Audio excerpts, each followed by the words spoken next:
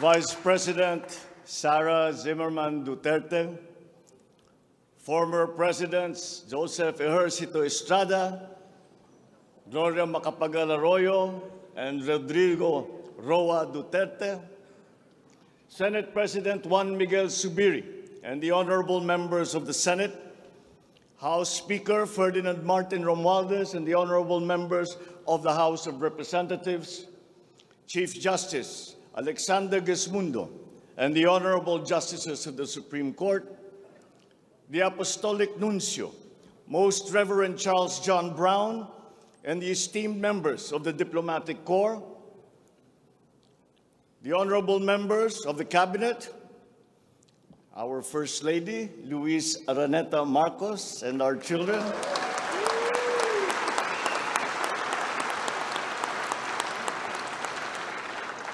distinguished guests, ang mga minamahal kong mga kababayan, ladies and gentlemen, magandang hapon po sa inyong lahat.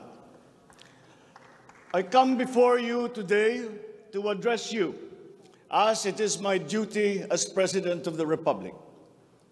We live in difficult times brought about by some forces of our own making, but certainly also by forces that are beyond our control.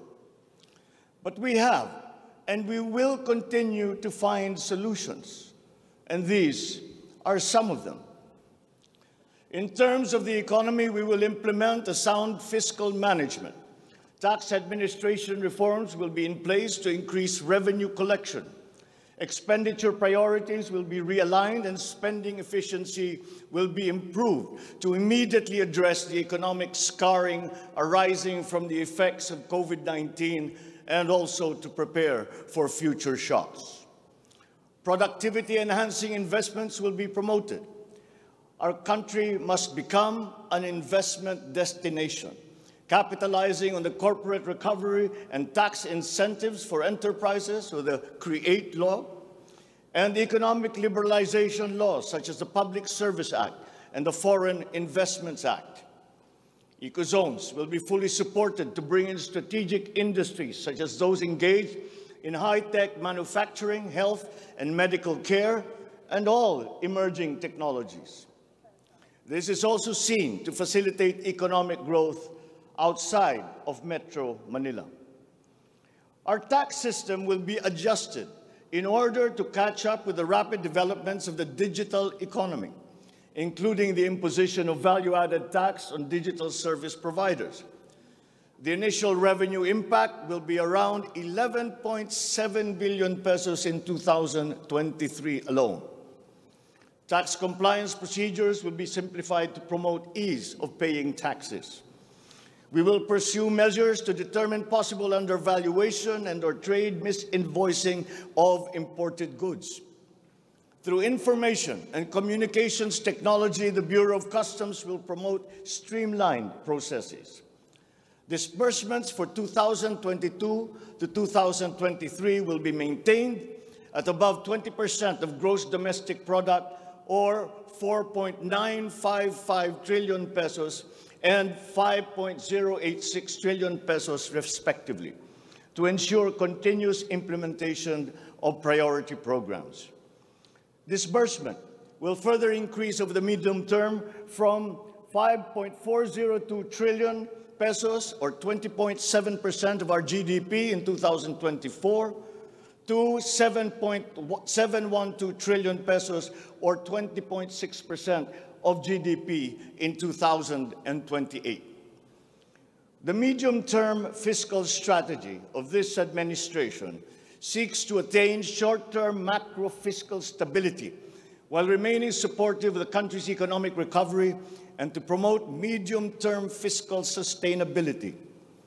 Furthermore, and more importantly, fiscal policy aims to bring together the national government's resources so that these are mobilized and utilized in order to gain the maximum benefit and the high multiplier effects for our economy. Measurable medium-term macroeconomic and fiscal objectives include the following headline numbers. These are based on forecasts that are consistent with the guiding principles of coherence of strategies, policy discipline, and fiscal sustainability.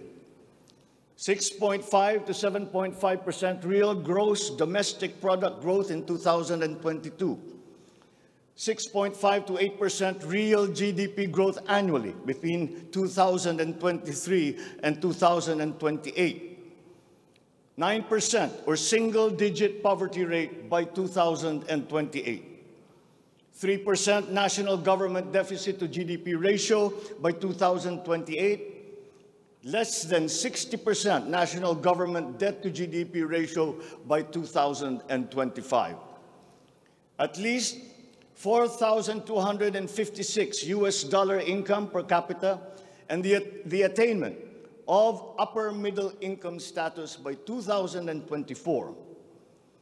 The aforementioned headline goals summarize the objectives of this medium-term fiscal strategy being submitted to Congress for its adoption and concurrence to the concurrent resolution by the Senate and House of Representatives.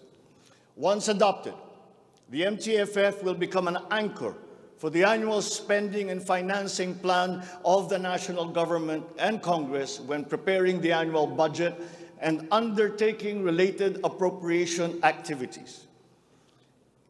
It is therefore a forward-looking document that extends beyond the traditional 3-year horizon to reach 6 years, coinciding with the 6-year coverage of the Philippine Development Plan 2023 to 2028.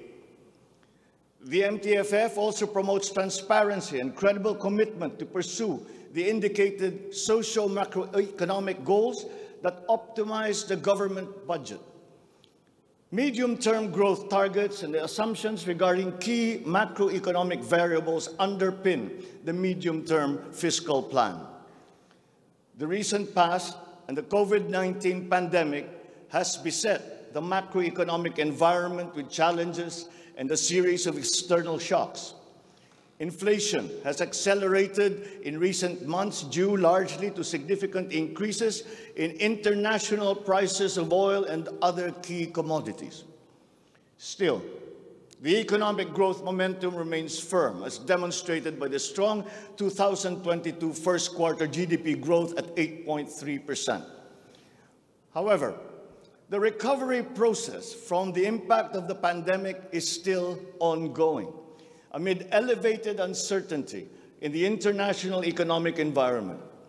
Revisions in the macroeconomic assumptions incorporate these challenges and most recent economic developments leading to upward adjustments in the following: inflation rate for 2022 to 2023, foreign exchange rate for 2023 to 2025, and goods and services imports growth for 2022. The economy is expected to grow by 6.5 to 7.5% this year as we continue to reopen the economy while considering the recent external developments. In the first quarter alone, GDP saw an increase in household consumption and private investments, along with a robust manufacturing industry, high vaccination rate, improved healthcare capacity, and an upward trend in tourism and employment. This is expected to continue for the rest of the year. The strong economic growth is projected to be sustained and expanded further to 6.5 to 8% from 2023 until 2028. The average inflation for 2022 is projected to range from 4.5 to 5.5%, following the uptick in fuel and food prices as a result of the ongoing Russia-Ukraine conflict and the disrupted supply chains. It is slightly adjusted to 2.5 to 4.5% in 2023 and is seen to return to the target range of 2.0 to 4.0% by 2024 until 2028. Dubai crude oil price is expected to settle at $90 to $110 per barrel in 2022, $80 to $100 per barrel in 2023, and 70 to 90 US dollars per barrel from 2024 onwards, as oil supply is expected to catch up and stabilize over the medium term. The Philippine peso is projected to average between 51 to 53 pesos per US dollar in 2022 and 51 to 55 pesos per US dollar from 2023 onwards due to aggressive monetary policy tightening by the US Federal Reserve, market aversion amid the Russian-Ukraine conflict, and again, increased global oil prices. Lastly, exports of goods are expected to grow by 7% in 2022 and 6% from 2023 to 2028. On the other hand, imports of goods are projected to grow by 18% in 2022, 6% in 2023, and 8% from 2024 to 2028. I have instructed the NEDA to coordinate with other agencies and work on the Philippine Development Plan for 2023 to 28 and to submit to me the complete blueprint and progress of its implementation not later than year-end. One of the main drivers of our push for growth and employment will be in the agricultural sector. With regard to food supply, we are confronted by a two-pronged problem, that which will hit us in the short term and that which will hit us in the long term.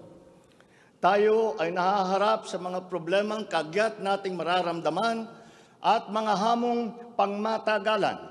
Ang mga suliraning agarang mararamdaman ng ating mga kababayan ay ang posibilidad ng tuloy-tuloy na pagsipa ng presyo ng pagkain at kakulangan sa supply ng ating pagkain. Upang masuportahan ang mabimili para mapanatili ang kanilang purchasing power o kapangyarihan sa pagbili, isinapinal ng Department of Agriculture ang planong taasan ang produksyon sa susunod na panahon ng pagtanim o planting season sa pamamagitan ng tulong pinansyal at teknikal. Magbibigay tayo ng pautang habang mas ilalapit natin sa sektor ng agrikultura ang hindi gaanong mahal na farm inputs na bibilhin na ng bulto ng gobyerno. Kabilang dito ang abono, pestisidyo, mga punla, feeds, fuel subsidy at ayuda para sa mga karapat-dapat na benepisyaryo. Para sa pangmatagalang solusyon, itataas natin ang produksyon ng mga kalakal at produktong pang-agrikultura. At para magawa ito, pagtitibayin natin ang tinatawag na value chain na nagsisimula sa mga magsasaka hanggang sa mga namimili. May mga bahagi ng value chain na sa ngayon ay kanya-kanya ang operasyon. Pagtibayin natin ang koordinasyon ng iba't ibang bahagi nito. Ang pagsasaliksik para sa mga makabagong paraan at ng pagtatanim at pag-aalaga ng hayop ay masusing gagabayan ng Department of Agriculture. Ang produksyon ng farm inputs o mga kakailanganin ng mga magsasaka sa pagpapalago ng kanilang sakahan ay ating iaayon sa mga hamong dala ng climate change at global warming. Mahigpit na pagsusuri ang gagawin ng ating mga eksperto tungo dito. Ang mga pautang at financial assistance sa mga magbubukid at mangingisda ay magiging institusyon at patakaran ng aking administrasyon.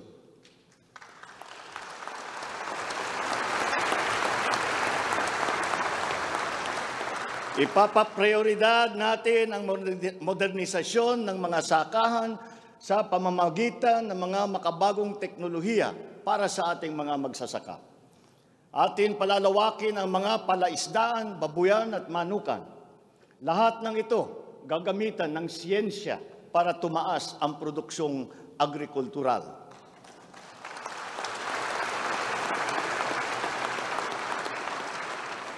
Maging ang post-production at processing ay susuportahan ng pamahalaan. Gagawa tayo ng network, national network ng farm-to-market roads upang mas mabilis na mailakbay ng mga magsasaka ang kanilang mga produkto sa mga pamilihan. At gagawa tayo ng mga paraan upang maramdaman ng mga mamimili ang pagluluwag ng presyo ng mga produktong pagkain sa kayang halaga, gaya ng muling pagbubuhay ng mga Kadiwa Center. Hindi ito magagawa sa isang araw. Hindi magagawa sa isang buwan o isang taon lamang. Ngunit, kailangan na natin simulaan ngayon.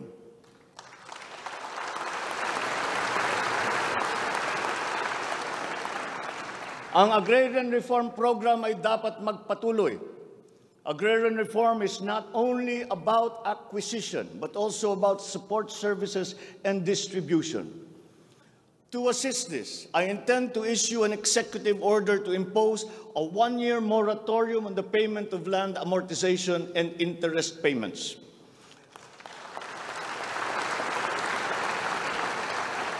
This is included in Republic Act number 11469 or the Bayanihan to Heal as One Act. A moratorium will give the farmers the ability to channel the resources in developing their farms, maximizing their capacity to produce, and propel the growth of our economy.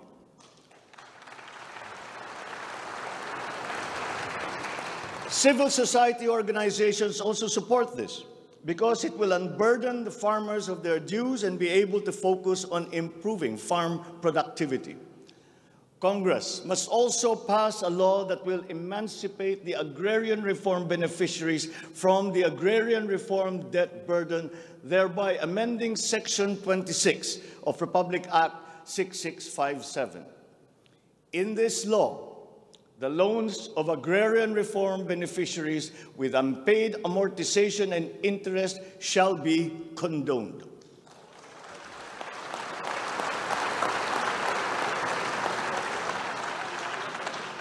Layunin ng batas na ito ay burahin ang hindi mabayarang utang ng ating mga magsasaka na benepisyaryo ng agrarian reform.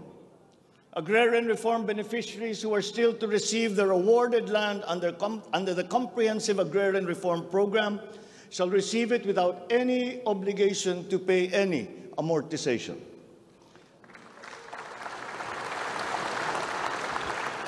The condonation of the existing agrarian reform loan will cover the amount of 58.125 billion pesos, benefiting 654,000 agrarian reform beneficiaries and involving a total of 1.18 million hectares of awarded lands. Executive Order number 75, Series 2019, requires that all government agencies, bureaus, departments, and instrumentalities to turn over agricultural lands to qualified agrarian reform beneficiaries. At present, we have a total of 52,000 hectares of unused agricultural lands of the government, which shall now be used for distribution to the following sectors in accordance with Section 40 of the Republic Act number 6657 as amended. Thus, landless war veterans, landless surviving spouse and orphans of war veterans, landless retirees of the Armed Forces of the Philippines and the Philippine National Police. Agricultural lands acquired under this program will be given to graduates of college degrees in agriculture who are landless.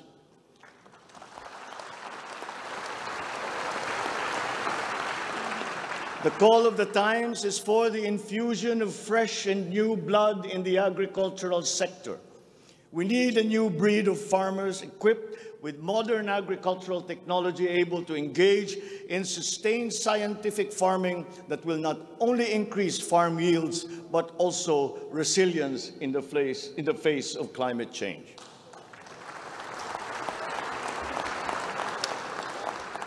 They say that each brand has a story. As for the Filipino brand, ours is deeply rooted in our rich cultural heritage, and the tourism sector plays an invaluable role in the promotion of the Filipino brand. Tourism is not only an important economic development tool, but the abundance of opportunities that the sector creates in terms of regular employment and even job creation at the grassroots level is undeniable. To boost our tourism industry, we will first and foremost make basic developments, such as road improvements for easier access to tourism spots. We will also upgrade our airports and create more international airports to help decongest the bottleneck in the Manila airport. We will also make it more convenient for travelers to go around the country, even to remote areas, to help promote undiscovered tourist spots. This program will be led by the Department of Tourism, together with the Department of Public Works and Highways.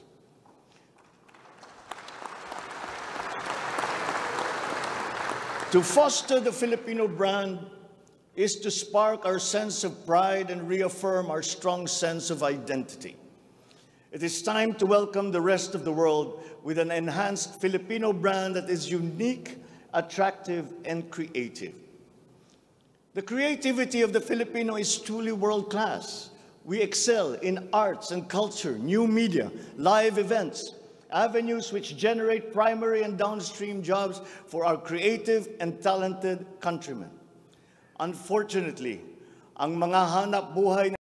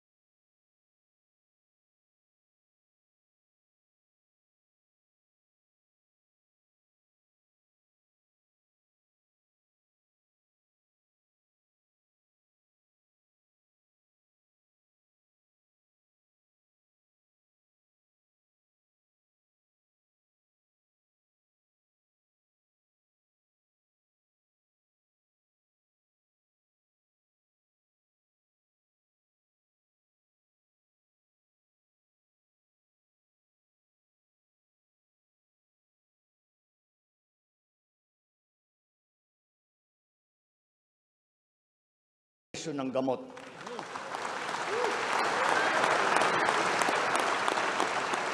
Halimbawa, kung mas marami ang mas murang generic o hindi branded na gamot sa merkado, mas bababa rin ang presyo dahil sa kompetisyon. Ang Department of Trade and Industry ay nakikipag-usap sa mga interesadong manufacturer ng generic drugs na papasok sa ating bansa.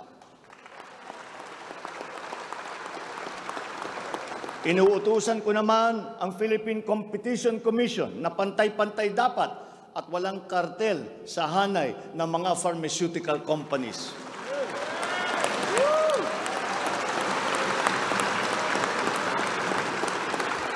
Dahil kapag bukas ang merkado, bababa ang presyo ng gamot para mapakinabangan ng ating mga mamamayan.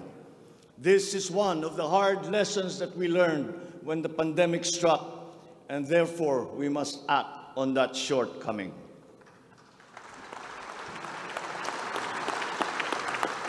In the educational sector, I believe it is time for our children to return to full face-to-face classes once again.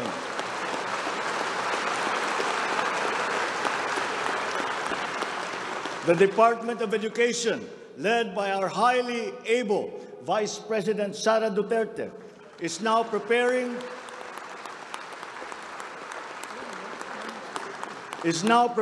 for its implementation in the upcoming school year, with utmost consideration for the safety of students as we are still in the middle of the COVID-19 pandemic. We must ensure that our classrooms are safe for teachers, for students, and the entire academic community when they return to face-to-face classes. We continue to encourage everyone to get their booster shots in preparation for the resumption of in-person classes. This is one of the reasons I have directed the Department of Health and the Department of Interior and Local Government to undertake another rollout of booster shots.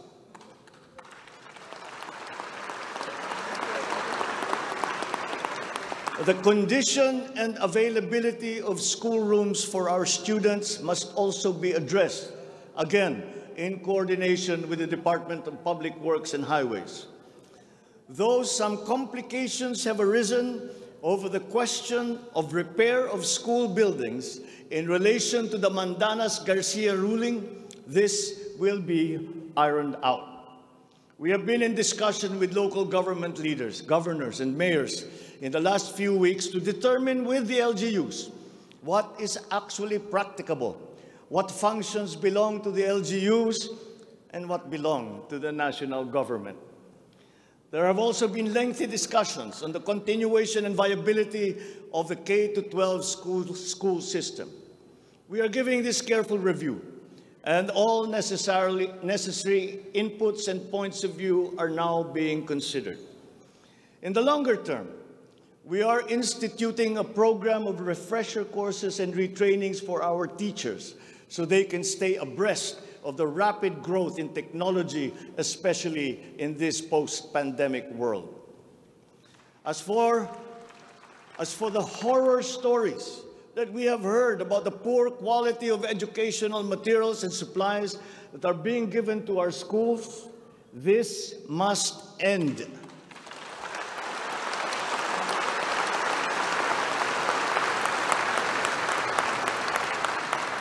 Our children must always be equipped with the best that we can provide.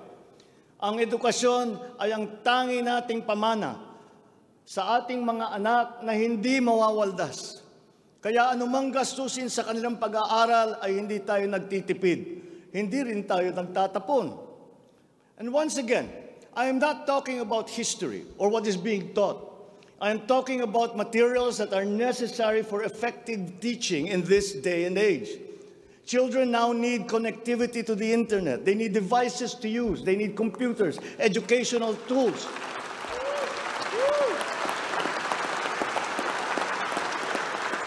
So that they might participate fully in the digital community here and abroad. We must do better in the international rankings, especially when it comes to the so-called STEM subjects, science, technology, engineering, and mathematics. These skills, this knowledge, are necessary for our young people to be able to compete in a highly technological and competitive world. The raw talent is there in our young people. It is up to our educational system to develop and to refine that great pool of talent.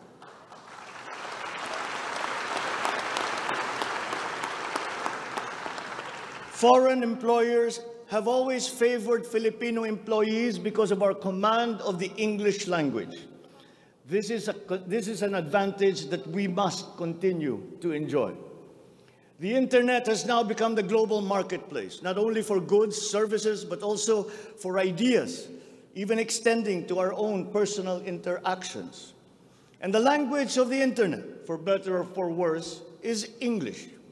Therefore, the question of our medium of instruction must be continuously re-examined to maintain that advantage that we have established as an English-speaking people.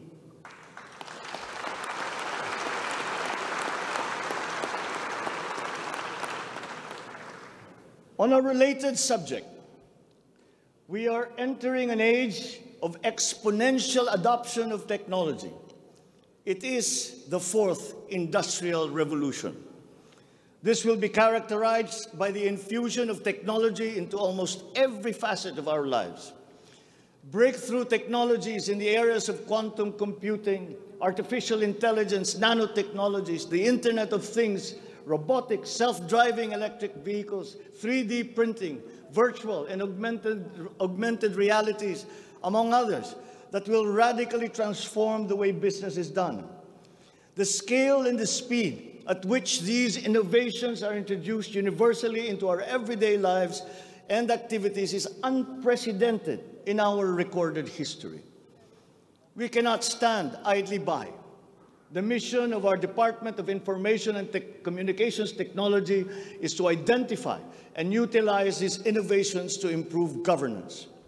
It has the daunting task now of transforming our government into an agile bureaucracy that is responsive to the needs of the public. Provide good and solid data to ensure informed decision-making, as well as allow secure and seamless access to public services. The voluminous records stored in the government warehouses and archives have to be digitized. Those that are already stored in various inventories of data should be harmonized and shared across departments and agencies. Needless to say, these have to be kept in large data centers that are secure yet accessible. The national ID will play an important part in this digital transformation.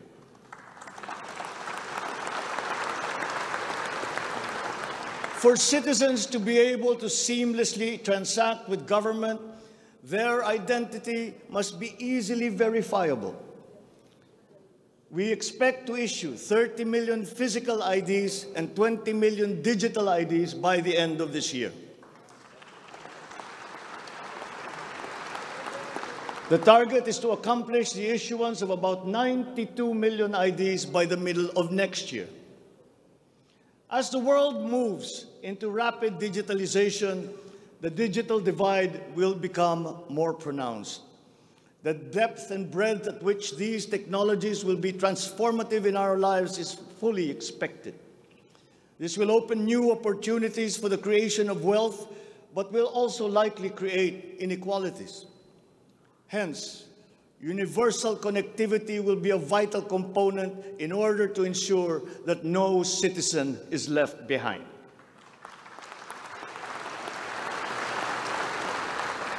I have therefore tasked the DICT to deploy digital connectivity across our various islands. This will be done through the implementation of the National Broadband Plan, the Common Tower Program, connecting our geographically isolated and disadvantaged areas via our Broadband ng Masa project.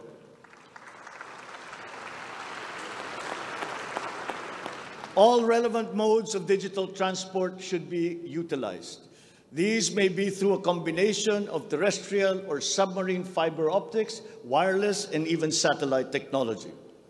As our Public Service Act has opened the doors and removed the restrictions on foreign investment, we foresee an increase in direct investment of overseas players.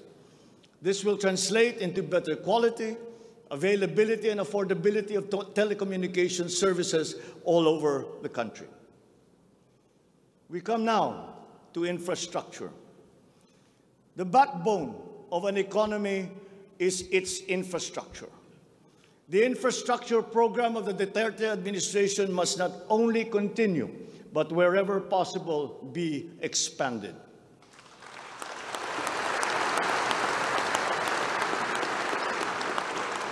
We shall confidently build on this firm foundation established by my predecessor, as it is in building an edifice. We must keep the momentum and aspire to build better, more. Necessarily, infrastructure development will remain a very high priority in our drive for growth and employment. Once again, I will not suspend any of the ongoing projects, as those have already been shown to be of benefit to the public that they serve.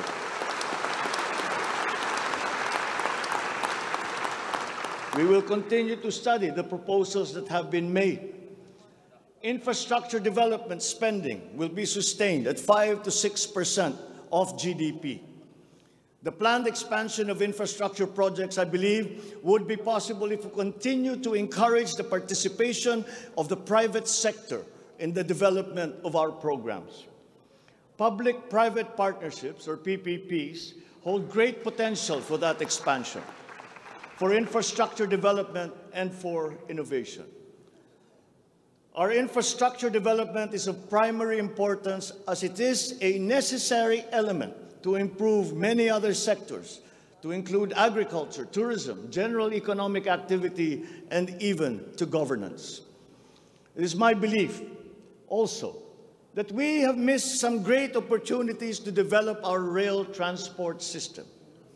It is clear in my mind that railways offer great potential, as it continues to be the cheapest way of transporting goods and passengers. We can build upon already existing lines by modernizing these old railway systems.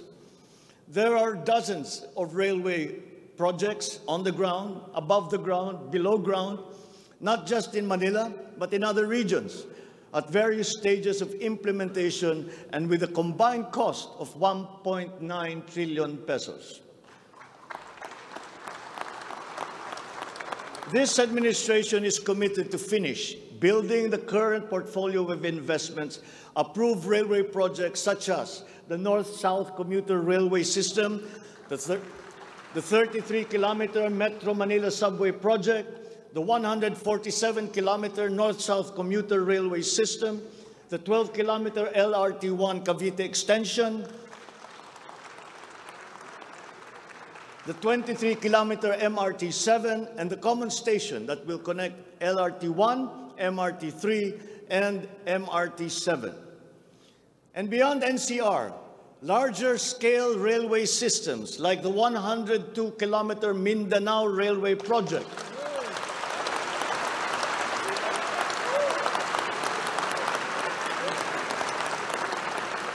the Panay Railway Project, and the Cebu railway system will be integrated as a vital part of our transport and communication systems. We will also continue to improve our roads and transportation systems in key cities throughout the country through various projects, such as the Cebu Bus Rapid Transit, Davao High Priority Bus System, Ilocos Norte Transportation Hub, the El Nido Transport Terminal.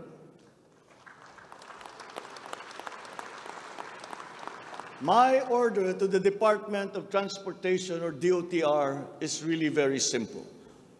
Full speed ahead.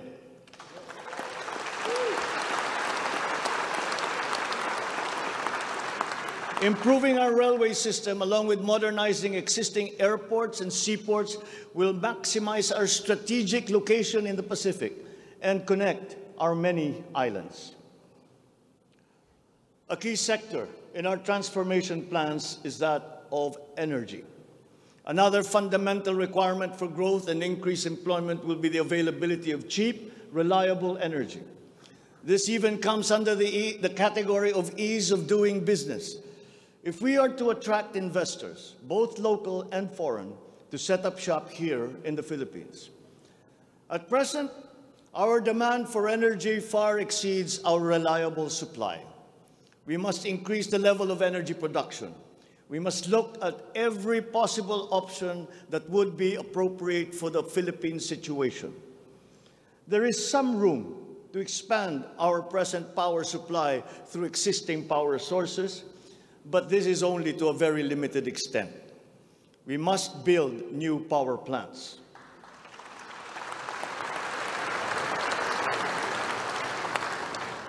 We must take advantage of all the best technology that is now available, especially in the areas of renewable energy.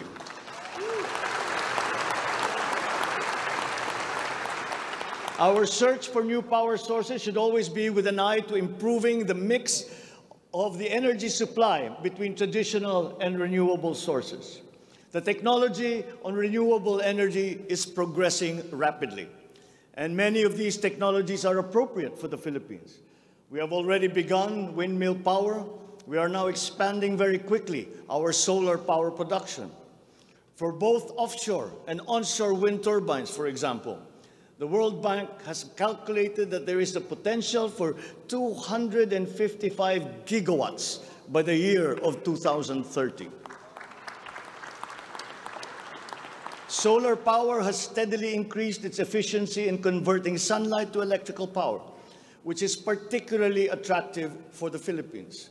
Because unlike wind power, solar power is practical almost everywhere in the Philippines all year round. In the move to lowering our carbon footprint caused by energy production, our advancement to renewables will have a lead time. In the interim, natural gas will hold the key. We will provide investment incentives by clarifying the uncertain policy in upstream gas, particularly in the area close to Malampaya. This requires clarification of the processes and review of service contracts policy.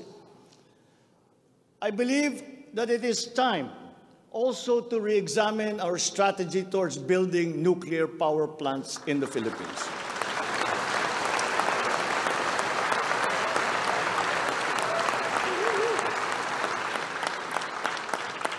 We will comply, of course, with the International Atomic Energy Agency regulations for nuclear power plants as they have been strengthened after Fukushima. In the area of nuclear power, there have been new technologies developed that allow smaller-scale modular nuclear plants and other derivations thereof. Once again, PPPs will play a part in support as funding in this period is limited.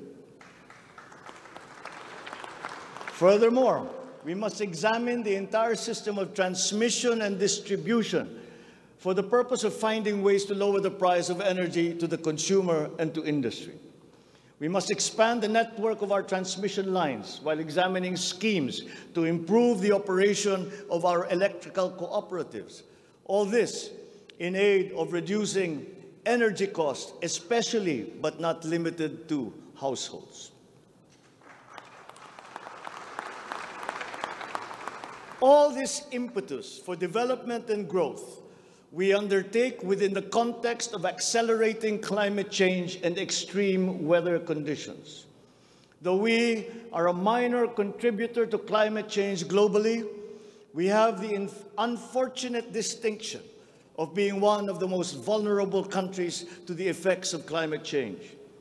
For the welfare of our people, it is incumbent upon us to alleviate the effects of that vulnerability. The use of renewable energy is at the top of our climate agenda. We will increase our use of renewable energy sources such as hydropower, geothermal power, solar, and wind. Geographically, we are a disaster-prone country. Capacity building for our natural disaster resiliency is therefore a must. Investment in science and technology is imperative to enable us to have accurate weather forecasts and on-time disaster alerts. Studies show that already now, many areas in the Philippines are at high risk from the rise in sea levels brought about by the increase in global temperature. We must adapt to this phenomenon with disaster-proof planning for our communities. We will also look into the precarious fresh water supply situation in the country, especially in our urban areas. Many of our water supply systems date back to the 1950s, and they must now be rehabilitated and improved. I've instructed the DNR, together with the DPWH, to explore possible partnerships with the private sector to address this crucial situation. The Philippines has excellent laws on the environment, but we have to guarantee that these laws are properly enforced. And this will require a great deal of coordination and cooperation between concerned government agencies and private stakeholders. Companies who exploit our natural resources must follow the law. We all have the responsibility to preserve this earth, for we are but custodians, and we will pass on this great treasure to future generations.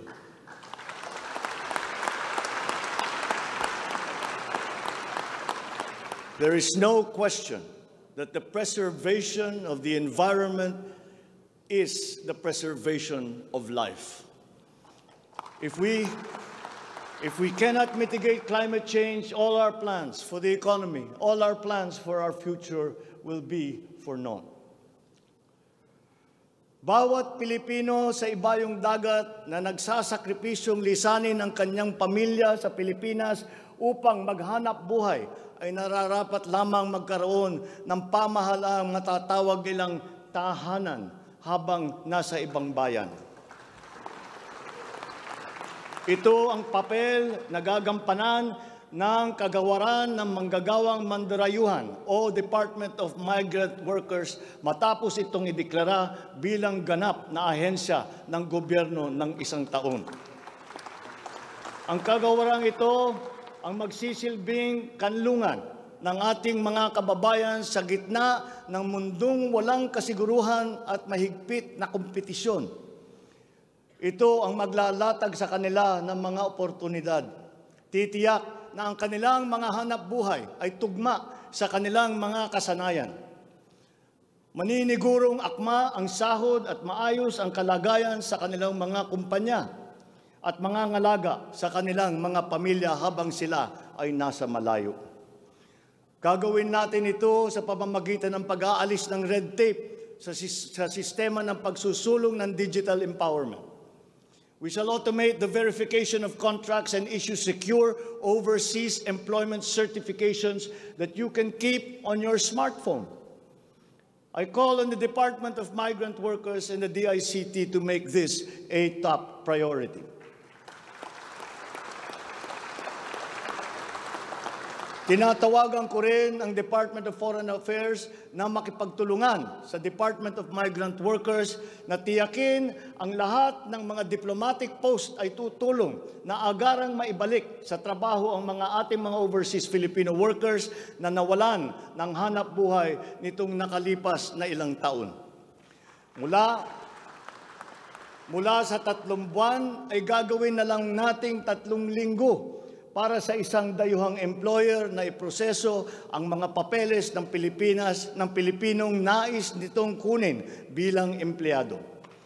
Aatasan din natin ang kagawaran ng gawing simple ang komplikadong handbook ng mga tuntunin at regulasyon para sa mga OFW. Nang sa gayon ay maging maalwan ang mga transaksyon may kinalaman sa kanilang pangingibang bansa. Mula sa handbook na may 240 seksyon ay gagawin nating pamphlet na lamang na hindi hihigit sa 100 pahina. Mahirap na nga ang buhay. Kaya naman, ayaw pa natin makitang lalo pang nahihirapan ang ating mga manggagawang mandarayuhan sa pagtupad sa kanilang mga pangarap. Para sa mga kababayan nating naiipit sa kaguluhan, inaabuso at nanganganib ang buhay, ikinagagalak kong sa ilalim ng aking pamumuno ay ilulunsad natin ang One Repatriation Command Center o ORCC. Ilalaan natin ang isang social media platform ng Department of Migrant Workers at ang hotline upang matulungan agad at maligtas sila mula sa mas higit na kapahamakan. Noon, nangungutang pa ang isang ina ng bawat OFW upang sumakay ng barko para pumunta sa Maynila at mangatok sa iba't ibang ahensya para mapauwi ang anak na inaapi. Ngayon, kami na ang tatawag sa mga magulang ng OFW para sabihin sa kanila ang petsa kung kailan nila mayayakap at makakapiling ang kanilang mga anak.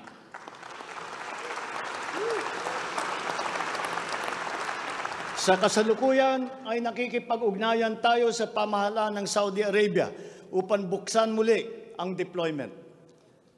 Kaya natin at gagawin natin ang makipagnegosasyon na mabigyan ang ating mga kababayan doon ng tamang pasahod at mapangalagaan ang kanilang karapatan at kapakanan.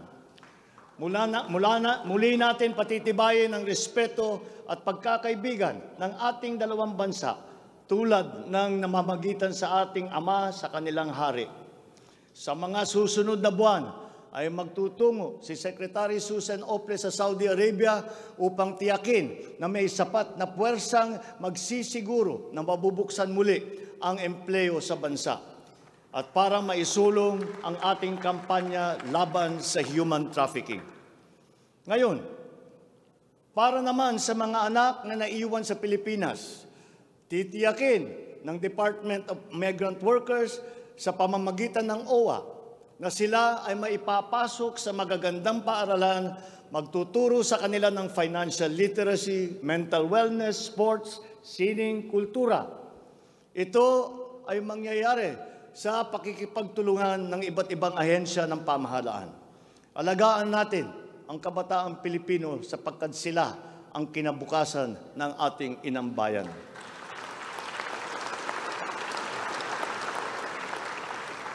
Sa ating mga kababayan na nasa ibang bansa, you deserve a home in government, not only for the money that you send home, but you are not cold tools of the economy. You deserve it for your sacrifices for our country and your perseverance and excellence in the global arena. You OFWs represent the fighting faith of the Filipinos as a nation and as a people. Let us transform your overseas journey into inspirational stories for all time. Thanks to you, our dear legislators, and of course to the man every OFW now refers to as their tatay, President Rodrigo Duterte. You passed the law that created this new home for our OFWs.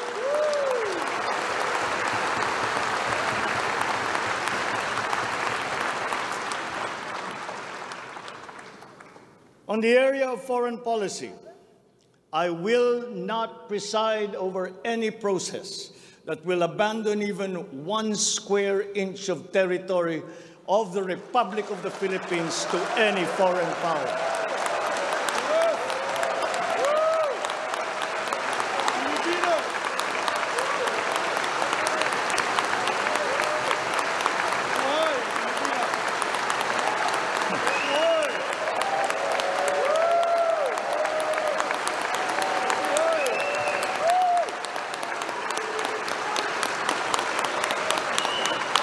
With respect to our place in the community of nations, the Philippines shall continue to be a friend to all, an enemy to none.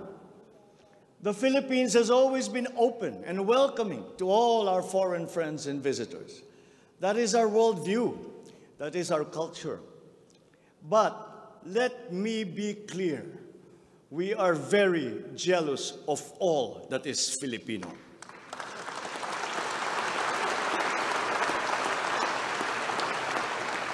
We will be a good neighbor, always looking for ways to collaborate and cooperate with the end goal of mutually beneficial outcomes.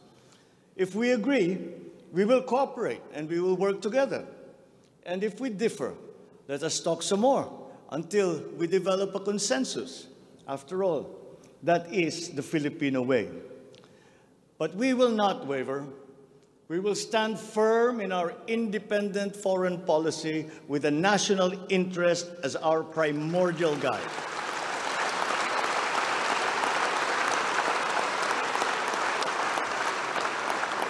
We commit to maintaining good relations with the rest of the world.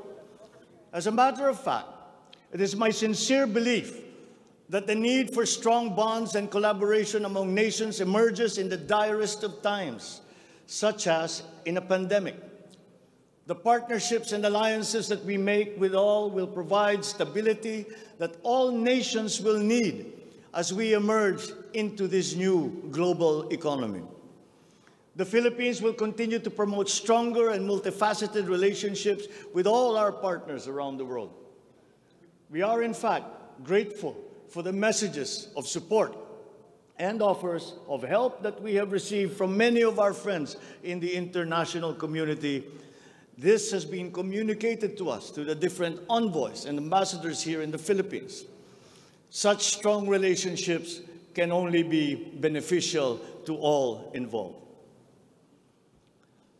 As I am here today addressing the legislature, allow me now to propose legislation that we would like you to pass in support of these programs. 1. National Government Right-Sizing Program, a reform mechanism that seeks to enhance the government's institutional capacity to perform its mandate and to provide better services while ensuring optimal and efficient use of resources. Compared to previous government reorganization efforts, the NGRP will entail a comprehensive strategic review of the functions, operations, organization, system, and processes of the different agencies, and massive and transformational initiatives in agencies concerned, such as mergers, consolidations, splitting, transfer, and even the abolition of some offices.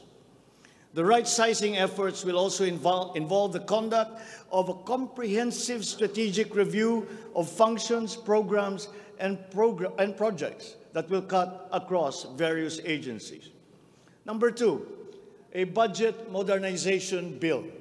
This seeks to institutionalize a cash-based budgeting system under Executive Order Number 91, Series 2019, to strengthen fiscal discipline in the allocation and use of budget resources by ensuring that every peso budgeted by the government would lead to the actual delivery of programs and projects.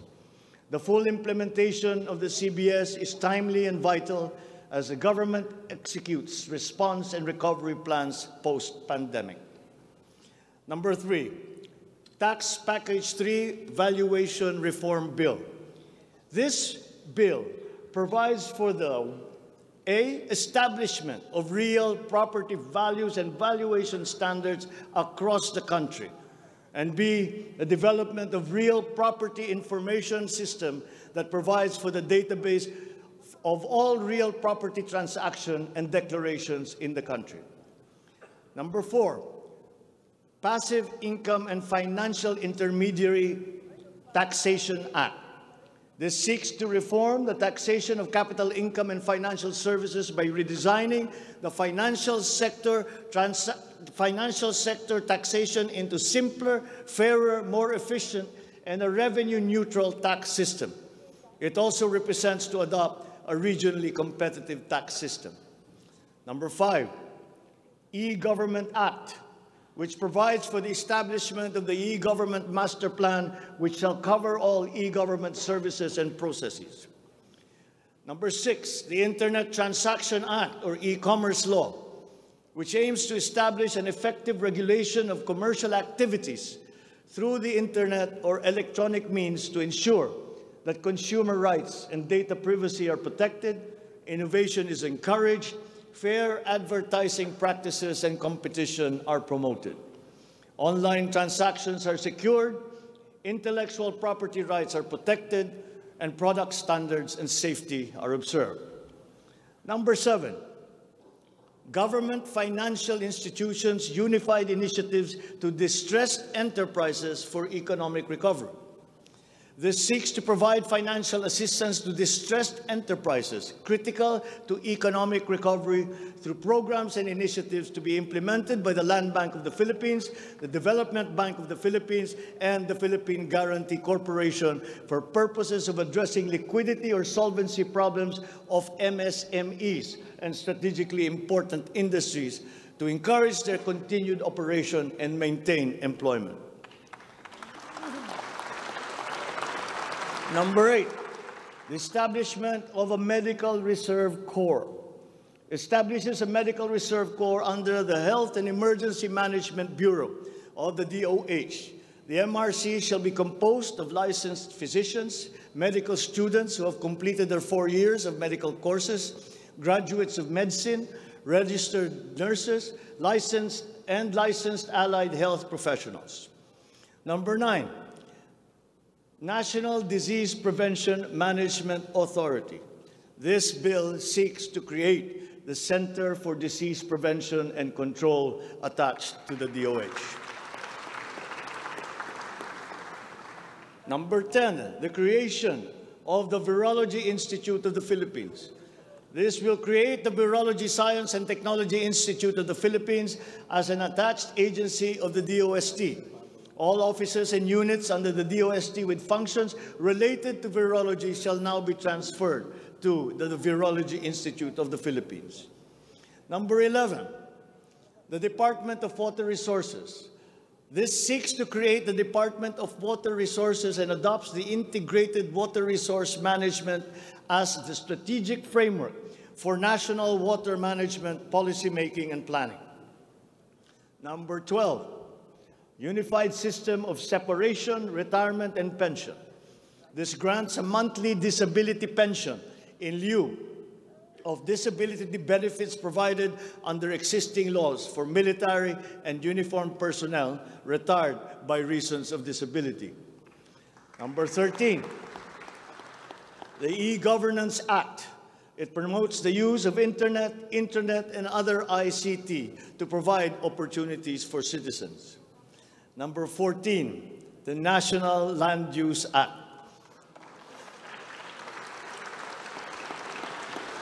This will provide for a rational and holistic management and development of our country's land and water resources, hold owners accountable for making these lands productive and sustainable, strengthen the LGU to manage ecological balance within its jurisdiction. It also provides for land use and physical planning framework as a mechanism in determining policies and principles to implement this legislative measure. Number 15, the National Defense Act. This seeks to amend the antiquated National Defense Act of 1935 to provide for a change in the military structure of the Armed Forces of the Philippines that is more responsive to current and future non-conventional security threats to the country's territorial integrity and national sovereignty. Number 16, Mandatory Reserve Officers Training Corps and National Service Training Program. This seeks to reinstitute the ROTC program as a mandatory component of senior high school programs, grades 11 and 12, in all public and private tertiary level educational institutions. The aim is to motivate, train, organize, and mobilize students for national defense preparedness, including disaster preparedness and capacity building for risk-related situations. Number 17, enactment of an enabling law for the natural gas industry. This seeks to foster the development of the midstream natural gas industry in a bid to strengthen Philippine energy security by diversifying the country's primary sources of energy and promoting the role of natural gas as a complementary fuel to variable renewable energy. Number 18, amendments to the Electric Power Industry Reform Act, or EPIRA. This aims to improve the implementation of the law's provisions and enhance its effectiveness to address the high cost of electricity, alleged market collusion, and insufficient power supply. The bill seeks to restructure the Energy Regulation Commission to foster accountability and improve the Commission's government system that would ensure consumer protection and in enhancing competitive operation of the electricity market. Number 19, amendments to the Build, Operate, Transfer law. This seeks to improve the implementation of the public-private partnership program and to be able to direct the desired outputs and outcomes in line with the strategic development targets of the country. Specifically, the amendments seek to 1, address the ambiguities in the existing law. 2, address the bottlenecks and challenges affecting the implementation of the PPP program. And 3, foster a more competitive and enabling environment for PPPs. To my fellow Filipinos, ang aking mga minamahal na kababayan, batid ko na hindi madali ang ating pinagdaraanan sa nakaraang higit na 2 taon. Alam ko rin na ang bawat isa sa inyo ay ginagawa ang lahat ng inyong makakaya upang patuloy na harapin ang lahat na pagsubok sa kasalukuyan. I do not intend to diminish the risks and the challenges that we face in this turbulent time in global history. And yet, I see sunlight filtering through these dark clouds. We have assembled the best Filipino minds to help navigate us to this global crisis that we are now facing. We will endure. Let our Filipino spirit ever remain undimmed.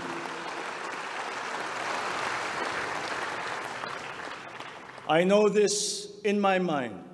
I know it in my heart. I know it in my very soul.